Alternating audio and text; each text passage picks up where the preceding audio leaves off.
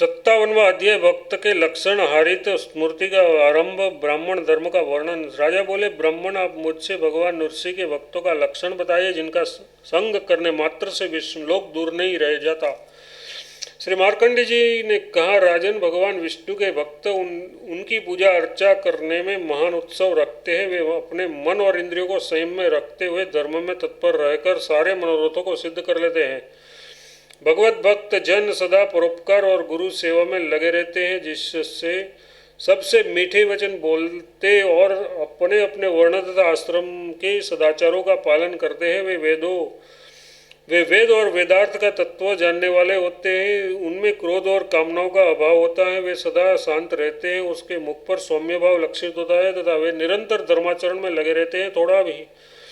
थोड़ा किंतु हितकारी वचन बोलते हैं। समय पर अपनी शक्ति के अनुसार सदा अतिथि की सेवा करने में उसका प्रेम बना रहता है। वे दंभ, कपट, काम और क्रोध से रहित होते हैं। जो मनुष्य इन पूर्वोक्त लक्षणों से युक्त एवं धीर है, बहुश्रुत और क्षमावान है तथा विष्णु भगवान के नामों का कीर्तन तथा अथवा श्रवण करते समय हर्ष से रोमांचित हो जाते हैं, उसी तरह जो विष्णु पूजन में तत्पर और भगवत कथा में आदर रखने वाले हैं, ऐसे महात्मा पुरुष भगवान विष्णु के भक्त कहे गए हैं। राजा बोले, विद्वान भृगुवर्य, मेरे गुरुदेव, आपने अभी कहा है कि जो अपने वर्ण और आश्रम के धर्म में लगे रहते हैं वे भगवान विष्णु के भक्त हैं। अतः आप कृपा करके वर्णों और आश्रमों के धर्म बताइए जिसके पालन करने से सनातन भगवान नृसिंह संतुष्ट होते हैं। श्री मार्कंडेय जी ने कहा, इस विषय में मुनियों के साथ महात्मा हारित ऋषि का संवाद हुआ था। उसी प्राचीन एवं उत्तम इतिहास का आज मैं तुम्हारे समक्ष वर्णन करूंगा। एक समय की बात है, धर्म का तत्व जानने की इच्छा वाले समस्त मुनियों ने एक जगह आसन पर आसीन धर्म तत्ववेता एवं बहुपाठी महात्मा हारित ऋषि के पास जाकर उन्हें प्रणाम किया और कहा, भगवान, आप समस्त धर्मों के ज्ञाता और प्रवर्तक है। अतः आप हम लोगों से वर्णों और आश्रमों से संबंध रखने वाले सनातन धर्म का वर्णन कीजिए।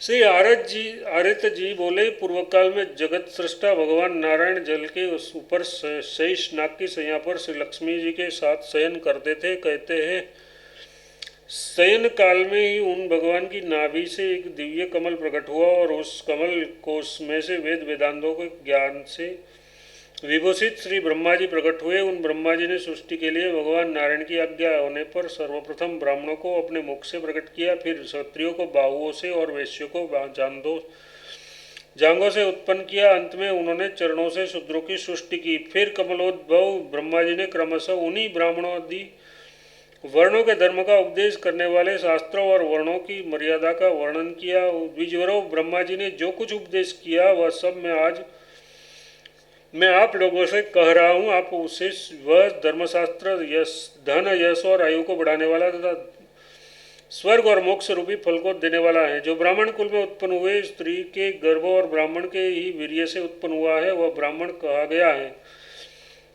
अब मैं ब्राह्मण के धर्म और निवास योग्य देश को बता रहा हूँ। ब्रह्मा जी ने ब्राह्मण को उत्पन्न करके उनसे कहा, ब्राह्मण श्रेष्ठ, जिस देश में कृष्णसार मृग स्वभाववत निवास करता हो उसी देश में रहकर तुम धर्म का पालन करो। मनीषियों ने जो ब्राह्मण के 6 कर्म बताए हैं उन्हीं के अनुसार जो सदा व्यवहार करता है वह सुखपूर्वक अभ्युदयशील होता है। अध्ययन मतलब पढ़ना, अध्यापन मतलब पढ़ाना, यजन मतलब यज्ञ करना, याजन मतलब यज्ञ कराना, दान करना और दान लेना, यही ब्राह्मण के 6 कर्म कहे जाते हैं। इनमें से अध्ययन 3 प्रकार का बताया जाता है। पहला धर्म के लिए, दूसरा धन के लिए और तीसरा अपनी सेवा कराने के लिए होता है। ब्राह्मण को चाहिए कि योग्य शिष्यों को बढ़ाए, योग्य यजमानों का यज्ञ कराए और गृहस्थ धर्म की सिद्धि, जीविका चलाने आदि के लिए विधि पूर्वक दूसरे का दान भी ग्रहण करे। शुभ स्थान पर रहकर एकाग्रचित्त हो प्रतिदिन वेद का अभ्यास करे तथा यत्नपूर्वक नित्य नैमितिक और काम्य कर्मों का अनुष्ठान करे। श्रेष्ठ ब्राह्मणों को चाहिए कि आलस्य त्याग कर उचित रूप से गुरुजनों की सेवा करे और प्रतिदिन प्रातःकाल तथा सायंकाल विधिपूर्वक अग्नि की सेवा किया करे। गृहस्थ ब्राह्मण स्नान आदि के द्वारा आदि के बाद प्रतिदिन बलि वैश्वदेव करे और घर पर आए हुए अतिथि का अपनी शक्ति के अनुसार भक्तिपूर्वक सम्मान करे। एक अतिथि के आ जाने पर यदि दूसरे भी आ जाए तो उन्हें भी देखकर विरोध न माने, उसकी भी यथाशक्ति सम्मान करे।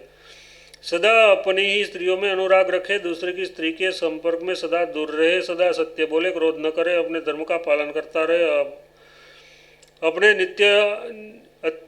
अपने नैतिक आदि कर्म का समय प्राप्त होने पर प्रमाद न करे, जिससे परलोक न बिगड़े, ऐसी सत्य प्रिय और हितकारिणी वाणी बोले। इस प्रकार मैंने ब्राह्मण धर्म का संक्षेप से वर्णन किया। जो ब्राह्मण इस प्रकार अपने धर्म का पालन करता है वह नित्य ब्रह्मधाम सत्यलोक को प्राप्त होता है। विप्रगण, इस प्रकार मैंने आप लोगों से ये ब्राह्मण धर्म कहा है, यह समस्त पापों को दूर करने वाला है। विप्रवरो, अब क्षत्रिय आदि जातियों का पृथक पृथक धर्म बताता हूँ, आप लोग सुने। इस प्रकार श्री नृसिंह पुराण में ब्राह्मण धर्म का वर्णन नामक 57वां अध्याय पूरा हुआ। 58वां अध्याय क्षत्रियादि वर्णों के धर्मों और ब्रह्मचर्य तथा गृहस्थाश्रम के धर्मों का वर्णन। श्री हरित मुनि बोले, अब मैं क्रमशः क्षत्रियादि वर्णों के लिए विहित नियमों का यथावत वर्णन करूँगा, जिसके अनुसार क्षत्रियादि को अपना व्यवहार निभाना चाहिए। राजपद पर स्थित क्षत्रियों को उचित है कि वह धर्मपूर्वक प्रजा का पालन करे, उसे भलीभांति वेदाध्ययन और विधि पूर्वक यज्ञ भी करने चाहिए।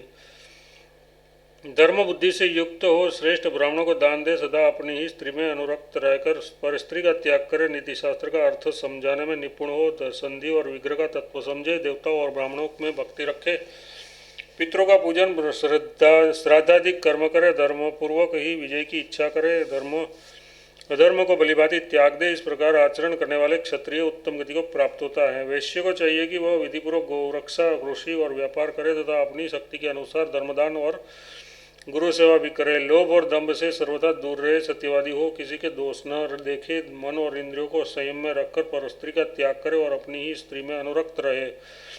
यज्ञ काल में शीघ्रतापूर्वक ब्राह्मणों का धन से सम्मान करे तथा आलस्य छोड़कर प्रतिदिन यज्ञ अध्ययन और दान करता रहे। श्राद्ध काल प्राप्त होने पर पितृ श्राद्ध अवश्य करे और नित्य प्रति भगवान श्री नृसिंहदेव का पूजन करे। अपने धर्म का पालन करने वाले वैश्य के लिए यही कर्तव्य कर्म बताया गया है। पूर्वोक्त कर्मों का पालन करने वाले वैश्य निस्संदेह स्वर्लोक का अधिकारी होता है। शूद्र को चाहिए कि वह यत्नपूर्वक इन तीनों ही वर्णों की सेवा करे और ब्राह्मणों को तो दास की भांति विशेष रूप से शुश्रूषा करे।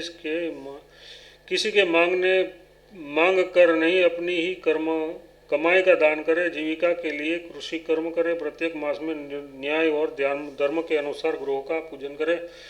पूर्ण वस्त्र धारण करे। ब्राह्मण का जूठा बर्तन मांजे। अपनी स्त्री में अनुराग रखे, पर स्त्री को दूर से ही त्याग दे। ब्राह्मण के मुख से पुराण कथा श्रवण करे। भगवान नरसिंह का पूजन करे। इसी प्रकार ब्राह्मणों को श्रद्धापूर्वक नमस्कार करे। राग द्वेष त्याग दे और सत्य भाषण करे। इस प्रकार मनवाणी, शरीर और कर्म से आचरण करने वाले शूद्र पाप रहित हो, पुण्य का भागी होता है और मृत्यु के पश्चात इंद्रलोक को प्राप्त होता है। मुनिंद्रगण, वर्णों के ये नाना प्रकार के धर्म मैंने आप लोगों से क्रमशः कहे हैं, इन्हें श्रेष्ठ ब्राह्मणों ने बताया है।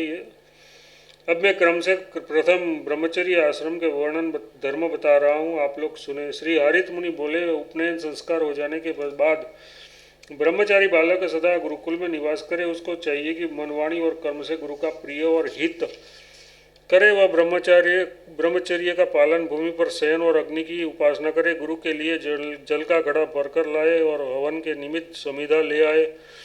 इस प्रकार सर्वप्रथम ब्रह्मचर्य आश्रम में रहकर विधिपूर्वक अध्ययन करना चाहिए। जो विधि का त्याग करके अध्ययन करता है उसे उस अध्ययन का फल नहीं प्राप्त होता, उसकी विद्या सफल नहीं होती।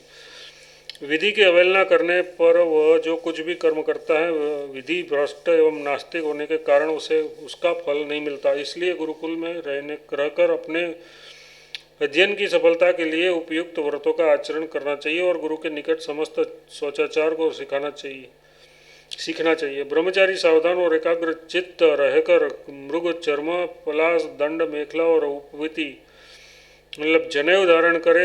अपनी इंद्रियों को वश में रखकर सायंकाल और प्रातःकाल भिक्षा से मिला हुआ अन्न भोजन करे। गुरु के कुल में और उनके कुटुंबी बंधु बांधवों के घर में भिक्षा न मांगे, दूसरे के घर न जाए। दूसरे के घर न मिले तो पूर्वोक्त घरों में से भी भिक्षा ले सकता है, किंतु यथासाध्य पूर्व ग्रहों का त्याग करे। यथार्थ पहले कहे हुए गुरु या गुरुकुल का त्याग कर अन्यत्र भिक्षा ले। नित्य आचमन करके शुद्ध चित्त होकर गुरु की आज्ञा से भोजन करे। रात्रि बिताने पर गुरु से पहले ही अपने आसन से उठ जाए और गुरु के लिए कुश, मिट्टी, दांतुन और वस्त्र आदि अन्य सामान एकत्र करके उनको दे। गुरु जी के स्नान कर लेने पर स्वयं यत्नपूर्वक स्नान करे। ब्रह्मचारी सदा व्रत रखे और काठ आदि से दंत धावन न करे। छाता, जूता, बर्तन, गंधयुक्त इत्र आदि और फूल माला आदि को त्याग दे। विशेषतः नाच गान और ग्राम्य कथा वार्ता एवं मैथुन का सर्वथा त्याग करे। मधु, मांस और रसास्वाद, जीवा के स्वाद को त्याग दे। स्त्रियों से अलग रहे। काम, क्रोध, लोभ तथा दूसरे मनुष्यों के अपवाद मतलब निंदा का परित्याग करे। स्त्रियों की ओर देखे, उनका स्पर्श करने और दूसरे जीवों की हिंसा करने आदि से बचकर रहे। सब जगह अकेले ही शयन करे। कभी कहीं भी वीर्यपात न करे। यदि काम भाव न होने पर भी स्वप्न में वीर्य खलन हो जाए तो ब्रह्मचारी द्विज को चाहिए वह स्नान करके सूर्य और अग्नि की आराधना करे तथा पुनर्मा द्विज इंस ऋचा का जप करे। ईश्वर और परलोक के अस्तित्व पर विश्वास करता हुआ ब्रह्मचारियों के लिए उचित व्रत के पालन में तत्पर रहकर इंद्रिय जित हो प्रतिदिन न्यायतः प्रायः प्राप्त त्रिकाल संध्या की उपासना करे। संध्या कर्म समाप्त होने पर गुरु के चरणों में प्रणाम करे और यदि सुयोग प्राप्त हो तो माता पिता के चरणों में भी भक्तिपूर्वक प्रणाम करे। इन तीनों के संतुष्ट होने पर संपूर्ण देवता प्रसन्न रहते हैं। इसलिए ब्रह्मचारी को चाहिए कि वह डाह छोड़कर इन तीनों के शासन में रहे। यथासंभव 4, 2 अथवा एक ही वेद का अध्ययन पूर्ण करके गुरु को दक्षिणा दे। फिर अपने इच्छानुसार कहीं भी निवास करे। यदि वह विद्वान ब्रह्मचारी विरक्त हो तब तो सन्यासी हो जाए, किंतु यदि उसका विषय भोग के प्रति अनुराग हो तो गृहस्थाश्रम में प्रवेश करे। जो रागी पुरुष यदि सन्यासी हो जाए तो वह निश्चय ही नरक में जाता है। जिनकी जिह्वा उपस्थ मतलब जनेन्द्रिय, उदर और वाणी शुद्ध हो, यथार्थ जो स्वाद, काम और बुभुक्षा को जीत चुका हो और सत्यवादी या मौन रहता हो, वह पुरुष यदि ब्रह्मचर्यवान ब्राह्मण हो तो वह विवाह न करके संन्यास ले सकता है। इस प्रकार जो आलस्य त्याग कर विधि का पालन करते हुए ही समय यापन करता है वह ब्रह्मचारी अधिकाधिक दृढ़ व्रत वाला होता है। जो ब्रह्मचारी पूर्वोक्त विधि का सहारा लेकर गुरु सेवा परायण हो पृथ्वी पर भ्रमण करता है वह दुर्लभ विद्या को भी सीख कर उसके संपूर्ण फलों को प्राप्त कर लेता है। श्री हरित मुनि कहते हैं, पूर्वोक्त रीति से वेदाध्ययन समाप्त कर श्रुति तथा अन्य शास्त्रों के अर्थ एवं तत्व का ज्ञान रखने वाले ब्रह्मचारी विद्वान गुरु से आशीर्वाद प्राप्त कर विधिपूर्वक समावर्त व संस्कार आरंभ करे। फिर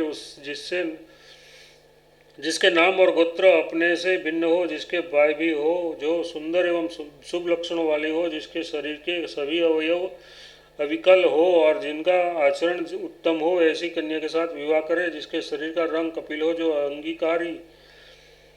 अधिकारिणी या रोगिणी हो, बहुत बोलने वाली और अधिक रोम वाली हो, जिसका कोई अंग विकृत या हीन हो और जिनकी सूरत डरावनी हो, ऐसी कन्या से विवाह न करे। जिसका नाम नक्षत्र, वृक्ष या नदी के नाम पर रखा हो अथवा जिनके नाम के अंत में पर्वतवाचक शब्द हो अथवा जो पक्षी, सांप और दास आदि अर्थ वाले नामों से युक्त हो या जिसका भयंकर नाम हो, ऐसी कन्या से भी विवाह न करे। जिसके शरीर के सभी अंग अवयव सुडल हो, नाम कोमल और मधुर हो, जो हंस या गजराज के समान मंद एवं लीलायुक्त गति से चलने वाली हो, जिसके अधर, दांत और केश पतले हो एवं जिसका शरीर कोमल हो, ऐसी कन्या से विवाह करे। श्रेष्ठ द्विजातियों को चाहिए कि यथा संभव सर्वोत्तम ब्राह्मण विधि से विवाह करे। इस प्रकार वर्ण धर्म के अनुसार विवाह संस्कार पूर्ण करना चाहिए। इसके बाद विद्वान द्विज को चाहिए कि प्रतिदिन सूर्योदय से पूर्व उठकर शौचादि के अनंतर दंत धावन करके तुरंत स्नान कर ले। प्रतिदिन रात में सोकर उठने के बाद मुख पर्युषित होने के कारण मनुष्य अपवित्र रहता है, अतः शुद्धि के लिए सूखा या गीला दंत धावन अवश्य दबाना चाहिए। दंतुन के लिए खदीर, कदम, करंज, वट, अपामार्ग, बिल्व, मदार और गुर्लर ये वृक्ष उत्तम माने गए हैं। दंत धावन के लिए उपयुक्त काष्ठ और उसकी उत्तम उत्तमता का लक्षण बता रहा हूँ। जितने जितने कांटे वाले वृक्ष हैं वे सभी पवित्र हैं, जितने दूध वाले वृक्ष हैं वे सभी यश देने वाले हैं। दातुन की लकड़ी की लंबाई 8 अंगुल की बताई गई है, अथवा बीता मात्र उनकी लंबाई होनी चाहिए। ऐसी दातुन से दांतों को स्वच्छ करना चाहिए। परंतु साधु शिरोमणियों प्रतिपदा, अमावस्या, षष्ठी और नवमी को दांत की दातुन काष्ठ की दातुन नहीं करनी चाहिए, क्योंकि उक्त तिथियों को यदि दांत से काष्ठ का संयोग हो जाए तो वह 7 पीढ़ी तक के कुल को दग्ध कर डालता है। जिस दिन दातुन न मिले या जिस दिन दातुन न करना निषिद्ध है, उस दिन 12 बार जल का कुल्ला करके मुख की शुद्धि कर लेने की विधि है। दातुन के बाद स्नान करें, फिर मंत्रपाठ पूर्वक आचमन करके पुनः आचमन करना चाहिए। मंत्रपाठ पूर्वक अपने ऊपर भी जल छिड़के और सूर्य के लिए अर्घ के तौर पर जलांजलि भरकर उछाले। अव्यक्त जन्मा ब्रह्मा जी के वरदान से प्रबल हुए मंदेह नामक राक्षस प्रतिदिन प्रातःकाल आकर सूर्य के साथ युद्ध करते हैं, किंतु जब गायत्री से अभिमंत्रित जलांजलि सूर्यदेव के सामने उछाली जाती है तब उन समस्त सूर्यवैरी मंदेह नाम के राक्षसों को मार भगाती है। तत्पश्चात महाभाग मरीचि आदि ब्राह्मणों और सनकादि ऋषियों योगियों द्वारा रक्षित हो भगवान सूर्यदेव आकाश में आगे बढ़ते हैं। इसलिए द्विज को चाहिए कि सायं और प्रातःकाल की संध्या का कभी उल्लंघन न करे। जो मोहवश संध्या का उल्लंघन करता है वह अवश्य ही नरक में पड़ता है। यदि संध्या काल में मंत्र पाठ पूर्वक आचमन करके अपने ऊपर जल छिड़क कर फिर भगवान सूर्य को जलांजलि अर्पित की जाए और उनकी परिक्रमा करे, पुनः जल का स्पर्श किया जाए तो वह द्विज शुद्ध हो जाता है। प्रातःकाल की संध्या तारों के रहते रहते विधिपूर्वक आरंभ करे और जब तक तारों का दर्शन हो तब तक गायत्री का जप करता रहे। तत्पश्चात घर में आकर विद्वान पुरुष को स्वयं हवन करना चाहिए। फिर तो भृत्य, पालनीय, कुटुंबीजन तथा दास आदि हो उसके भरण पोषण के लिए विद्वान गृहस्थ चिंता मतलब आवश्यक प्रबंध करे। उसके बाद शिष्यों के हित के लिए कुछ देर तक स्वाध्याय करे। उत्तम द्विज को चाहिए कि अपनी रक्षा के लिए ईश्वर का सहारा ले, फिर दूर जाकर पूजा के लिए कुछ फूल और हवन के लिए समिधा आदि ले आए और पवित्र स्थान में एकाग्रचित्त से बैठकर मध्याह्नकालीन क्रिया संध्योपासना आदि करे। अब हम थोड़े से स्नान की विधि बतला रहे हैं जो समस्त पापों को नष्ट करने वाली है। उस विधि से स्नान करके मनुष्य तत्काल पापों से मुक्त हो जाता है। बुद्धिमान पुरुष को चाहिए कि स्नान के लिए कुश और तिलों के साथ शुद्ध मिट्टी ले ले तथा प्रसन्नचित होकर शुद्ध और मनोहर नदी के तट पर जाए। नदी के होते हुए छोटे जलाशय में स्नान न करे, वह पवित्र स्थान पर उसे छिड़क कर कुश और मृतिका आदि रख दे। फिर विद्वान पुरुष मिट्टी और जल से अपने शरीर को यत्नपूर्वक लिप्त करे, शुद्ध स्नान के द्वारा उसे धोकर पुनः आचमन करे। तदनंतर स्वच्छ जल में प्रवेश करके जलेश वरुण को नमस्कार करे। फिर मन ही मन भगवान विष्णु का स्मरण करते हुए जहाँ कुछ अधिक जल हो वहाँ डुबकी लगाए। उसके बाद स्नान समाप्त कर मंत्रपाठ पूर्वक आचमन करे। वरुण संबंधी पवमान मंत्रों द्वारा वरुण देव का अभिवेशन करे। फिर कुश के अग्रभाग पर स्थित जल से अपना यत्नपूर्वक मार्जन करे और इदम विष्णु विरचक्र में इस मंत्र का पाठ करते हुए अपने शरीर के 3 भागों में क्रमशः मृतिका का लेप करे। तत्पश्चात भगवान नारायण का स्मरण करते हुए जल में प्रवेश करे। जल के भीतर भली प्रकार डुबकी लगाकर 3 बार अगमर्षणम पाठ करे। इस प्रकार स्नान करके कुश और तिलों द्वारा देवताओं, ऋषियों और पितरों का तर्पण करे। इसके बाद समाहित चित्त हो जल से बाहर निकल तट पर आकर धुले हुए 2 श्वेत वस्त्रों को धारण करे। इस प्रकार धोती और उत्तरीय धारण करके अपने केशों को न फटकारे। अत्यधिक लाल और नील वस्त्र धारण करने का भी उत्तम नहीं माना गया है। विद्वान पुरुष को चाहिए कि जिस वस्त्रों में मल या दाग लगा हो अपना अथवा जिसमें किनारी न हो उसका भी त्याग कर दे। इसके पश्चात विज्ञ पुरुष मिट्टी और जल से अपने चरणों को धोए। फिर खूब देख भालकर शुद्ध जल से 3 बार आचमन करे। 2 बार जल लेकर मुँह धोए। पैर पर, सिर पर जल पर छिड़के। 3 बार आचमन करके क्रमशः अंगों का स्पर्श करे। अंगूठे और तर्जनी से नासिका का स्पर्श करे। अंगूठे और कर्णष्टिका से नाभि का स्पर्श करे। हृदय का करतल से स्पर्श करे। तदनंतर समस्त अंगुलियों से पहले सिर का फिर बाहुओं का स्पर्श करे। इस प्रकार आचमन करके ब्राह्मण शुद्ध हृदय हो हाथ में कुशले पूर्वक की ओर मुख करके एकाग्रचित पूर्वक एकाग्रता पूर्वक कुशासन पर बैठ जाए और आलस्य को त्याग कर शास्त्रोक्त विधि से 3 बार प्राणायाम करें। तत्पश्चात वेद माता गायत्री का जप करते हुए जप यज्ञ करे। जप यज्ञ 3 प्रकार का होता है, उसका भेद बताते हैं, आप लोग सुने। वाचिक, उपांशु और मानस 3 प्रकार का जप कहा गया है। इन तीनों जप यज्ञों में उत्तरोत्तर जप श्रेष्ठ है। यथार्थ वाचिक जप की अपेक्षा उपांशु और उपांशु उसकी अपेक्षा मानस जप श्रेष्ठ है। अब इसके लक्षण बताते हैं। जप करने वाले पुरुष आवश्यकता अनुसार ऊंचे, नीचे और समान स्वरों में बोले जाने वाले स्पष्ट शुद्ध युक्त अक्षरों द्वारा जो वाणी से सुस्पष्ट शब्दोच्चारण करता है वह वाचिक जप कहलाता है। इस प्रकार जो तनि के साथ ओठों को हिलाकर धीरे धीरे मंत्र का उच्चारण करता है और मंत्र को स्वयं ही कुछ कुछ सुनता या समझता है उसका वह जप उपांशुक कहलाता है। बुद्धि के द्वारा मंत्राक्षर समूह के प्रत्यक्ष वर्ण, प्रत्येक पद और शब्दार्थ का जो चिंतन एवं ध्यान किया जाता है वह मानस जप कहा गया है। जप के द्वारा प्रतिदिन जिनका स्तवन किया जाता है वह देवता प्रसन्न होता है और प्रसन्न होने पर वह विपुल भोग तथा नित्य मोक्ष सुख को भी देता है। यक्ष, राक्षस, पिशाच आदि और सूर्यादि देवताओं को दूषित करने वाले अन्य राहु केतु आदि ग्रह भी जप करने वाले पुरुष के निकट नहीं ये जाते, दूर से ही भाग जाते हैं। द्विज को चाहिए कि वह आलस्य का त्याग करके प्रतिदिन तारों को देखकर अर्थार्थ तारों के रहते रहते स्नान करे।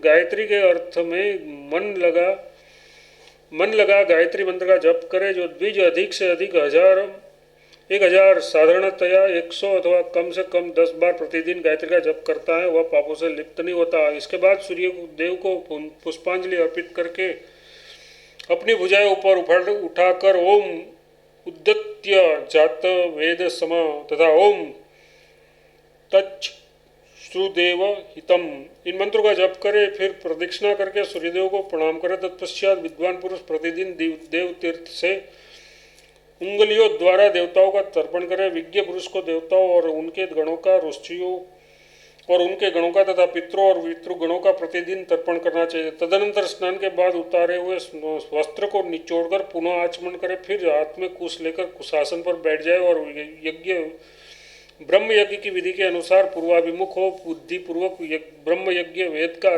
स्वाध्यायन करे। तदनंतर खड़ा होकर तिल, फूल और जल से युक्त अर्घ पात्र को अपने मस्तक पर उच्चे उठा हंस सूचि इस ऋचा का पाठ करते हुए सूर्यदेव के लिए अर्घ दे। फिर जल में स्थित वरुण देव को नमस्कार कर पुनः घर पर आ जाए और वहाँ पुरुष सूक्त के भगवान विष्णु का विधिपूर्वक पूजन करे। तदनंतर विधिपूर्वक बलि वैश्वदेव कर्म करे। इसके बाद जितनी देर में गौ दूही जाती है उतनी देर तक द्वार पर अतिथि के आने की प्रतीक्षा करे। यदि कहीं अतिथि का आ जाए तो उसमें से जिसे पहले कभी न देखा हो उसका सम्मान सबसे पहले करना चाहिए। द्वार पर आकर अतिथि की खड़े होकर भलीभांति अगवानी करने से गृहस्थ के ऊपर दक्षिण, गाहपत्य और आवानी ये तीनों अग्नि प्रसन्न होते हैं। आसन देने से देवराज इंद्र को प्रसन्नता होती है। अतिथि के पैर धोने से उस गृह के पितृगण तृप्त होते हैं। अन्न आदि भोज्य पदार्थ अर्पण करने से प्रजापति प्रसन्न होते हैं। इसीलिए गृहस्थ पुरुष को चाहिए कि वह अतिथि का पूजन करे। इसके पश्चात भक्तिमान पुरुष प्रतिदिन भगवान विष्णु की भक्तिपूर्वक पूजा करके उसका चिंतन करे। फिर सन्यासी, विरक्त एवं ब्रह्मचारी को भिक्षा दे। सब प्रकार से तैयार किए हुए अन्न में से समस्त व्यंजनों से युक्त कुछ अन्न निकालकर प्रतिदिन यत्नपूर्वक भिक्षु मतलब सन्यासी को देना चाहिए। बलि वैश्वदेव करने के पहले भी यदि भिक्षु भिक्षा के लिए आ जाए तो उसे अवश्य भिक्षा देनी चाहिए, क्योंकि ये दान स्वर्ग में जाने के लिए सीढ़ी का काम देता है। वैश्वदेव संबंधी अन्न में से लेकर भिक्षु को भिक्षा देकर उसे विदा करे।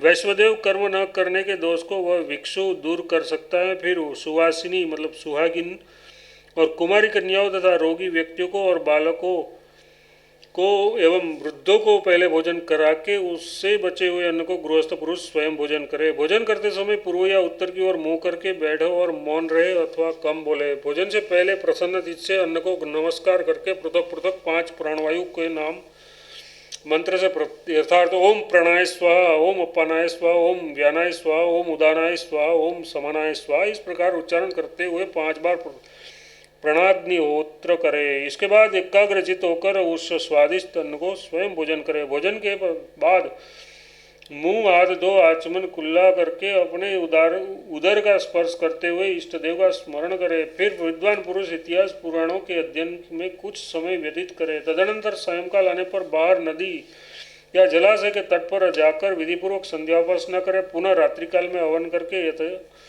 अतिथि सत्कार के पश्चात भोजन करे। द्विजातियों के लिए प्रातः और सायं 2 ही समय भोजन करना वेद विहित है। इसके बीच में भोजन नहीं करना चाहिए। जैसे अग्निहोत्र प्रातः और सायंकाल के लिए किया जाता है, वैसे ही 2 ही समय भोजन की भी विधि है। इसके अतिरिक्त विद्वान बीज को चाहिए कि वह प्रतिदिन शिष्यों को पढ़ाए, परंतु अध्ययन के लिए वर्जित समय का त्याग करे। स्मृति में बताए हुए तथा पहले के पुराणों में वर्णित संपूर्ण अनध्याय काल को त्याग दे। महानवमी मतलब आश्विन शुक्ला नवमी और द्वादशी तिथि, भरणी नक्षत्रों और अक्षय तृतीया में विद्वान पुरुष शिष्यों को न पढ़ाए। माघ मास की सप्तमी को अध्ययन न करे। सड़क पर चलते समय और उपटन लगाकर स्नान करते समय भी अध्ययन का त्याग करे। अपना हित चाहने वाले गृहस्थ को चाहिए कि विधिपूर्वक दान करे, विशेषतः स्वर्णदान, गोदान और भूमिदान करे। जो द्विज श्रेष्ठ स्वर्ण आदि पूर्वोक्त वस्तुएं क्षत्रिय ब्राह्मणों को दान में देता है, वह सब पापों से मुक्त होकर स्वर्गलोक में सम्मानित होता है। जो गृहस्थ सुभाष चरणों से युक्त पवित्र और श्रद्धालु रहकर श्रद्धापूर्वक श्राद्ध करता है, वह ब्रह्मलोक को प्राप्त होता है। वह भगवान नरसिंह की कृपा से जाति में उत्कर्ष प्राप्त करता है और सप्तमो ब्रह्मा जी के साथ ही वह मुक्त हो जाता है। विप्रगण, इस प्रकार मैंने आप लोगों से यह सनातन धर्म समूह का संक्षेप से वर्णन किया। जो पुरुष सद्गृहस्थ के उक्त धर्म का भलीभांति प्रयत्नपूर्वक पालन करता है, वह मुक्त होकर भगवान श्रीहरि को प्राप्त करता है। इस प्रकार से नरसिंह पुराण में गृहस्थ धर्म नामक 58वां अध्याय पूरा हुआ।